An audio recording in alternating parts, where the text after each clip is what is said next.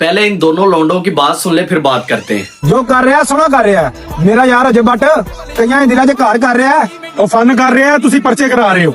ਮੈਂ ਹੈਰਾਨ ਆ ਰਜਬ ਬੱਟ ਨੂੰ ਛੱਡਣ ਵਾਸਤੇ ਹਰ ਬੇਜ਼ਮੀਰਾ ਬੰਦਾ कोशिश कर रहे हैं। हाँ जी इन गधे के पुत्रों की आपने बात सुन ली है, क्या बकवास कर रहे हैं बेजमीरे। बेजमीरे तो आप बांदर की शक्ल वालों, जिनको पता ही नहीं 295 सी है क्या। जो ये बात कर रहे हो आपको शर्म आनी चाहिए कि आप क्या बात कर रहे हो। ऊपर देखें इन्होंने अपने अब्बू की तस्वीर भी लगाई हुई है और साथ अपने दूसरे अब्बू को जो है वो हिम्मत और हौसला दे रहे हैं ताकि उसकी और बजाई जाए।